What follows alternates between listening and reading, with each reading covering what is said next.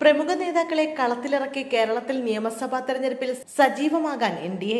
സഖ്യകക്ഷികളിലെ മുതിർന്ന നേതാക്കൾ മത്സരരംഗത്തുണ്ടാവുമെന്നാണ് ബി.ജെ.പിക്ക് ദേശീയ നേതൃത്വത്തിന്റെ നിർദ്ദേശം.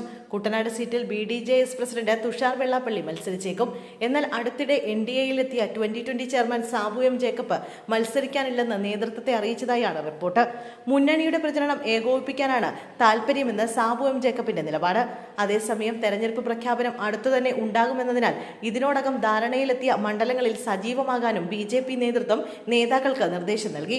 ആലപ്പുഴ ജില്ലയിലെ കായംകുളം, കുട്ടനാട് മണ്ഡലങ്ങൾ ബി.ഡി.ജെ.എസിന് നൽകാനും ധാരണയായിട്ടുണ്ട്. നേരത്തെ മുതിർന്ന നേതാവ് ശോഭാ സുരേന്ദ്രനെ കായംകുളത്ത് സ്ഥാനാർത്ഥിയാക്കാൻ ബി.ജെ.പി. ശ്രമം നടത്തിയിരുന്നു. എന്നാൽ സീറ്റ് വേണമെന്ന ബി.ഡി.ജെ.എസ് നിലപാടെടുത്തതോടെ ശോഭാ സുരേന്ദ്രനെ പാലക്കാട്ടേക്ക് പരിഗണിക്കുകയായിരുന്നു. തദ്ദേശ സ്വയംഭരണ സ്ഥാപനങ്ങളിലേക്കുള്ള തെരഞ്ഞെടുപ്പിൽ ബി.ജെ.പി. 45,000 വോട്ടുകൾ സ്വന്തമാക്കി അരൂർ സീറ്റും ബി.ഡി.ജെ.എസ് ആവശ്യപ്പെട്ടിട്ടുണ്ട്. ബി.ഡി.ജെ.എസ് ആവശ്യം അംഗീകരിക്കപ്പെട്ടില്ലെങ്കിൽ അരൂരിൽ അപ്രതീക്ഷിത സ്ഥാനാർത്ഥി എൻ.ഡി.എ കളത്തിലിറക്കിയേക്കുമെന്നും റിപ്പോർട്ടുകളുണ്ട്.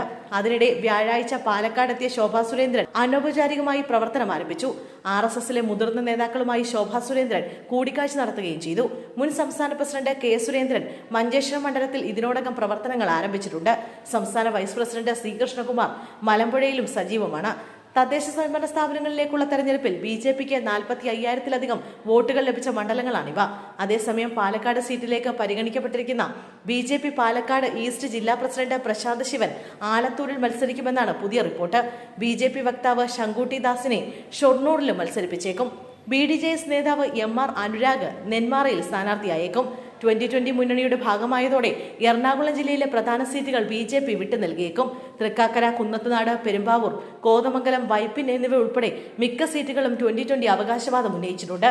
പറവൂർ ബി.ഡി.ജെ.എസ് മത്സരിച്ച സീറ്റാണെങ്കിലും അടുത്തിടെ ബി.ജെ.പിയിൽ ചേർന്ന മുൻ മുനിസിപ്പൽ ചെയർപേഴ്സൺ വത്സല പ്രസന്നകുമാറിനെ ഇവിടെ പരിഗണിച്ചേക്കുമെന്നും റിപ്പോർട്ടുകളുണ്ട്. തൃപ്പൂണിത്തറ, എറണാകുളം, പറവൂർ സീറ്റുകളിൽ മാത്രമായിരിക്കും ബി.ജെ.പി. സ്ഥാനാർത്ഥികൾ. തദ്ദേശ സ്വയംഭരണ സ്ഥാപനങ്ങളിലേക്കുള്ള തെരഞ്ഞെടുപ്പിൽ കൊടുങ്ങല്ലൂർ മുനിസിപ്പാലിറ്റിയിൽ ബി.ജെ.പിക്ക് ഏകദേശം 40% വോട്ടുകൾ ലഭിച്ചിരുന്നു. എന്നാൽ സീറ്റ് 2020 നൽകുന്നതിലും ചർച്ചകൾ പുരോഗമിക്കുകയാണ്. തൃശൂർ ജില്ലയിൽ പുതുക്കാട്, നാട്ടിക, മണലൂർ, വടക്കാഞ്ചേരി, ചേലക്കര, ഇരിങ്ങാലക്കുട എന്നിവയും ബി.ജെ.പി. പ്രതീക്ഷ വെക്കുന്ന മണ്ഡലങ്ങളാണ്. ബി.ജെ.പി. നേതാവ് എ. നാഗേഷ് പുതുക്കാട് മണ്ഡലത്തിൽ മത്സരിച്ചേക്കും.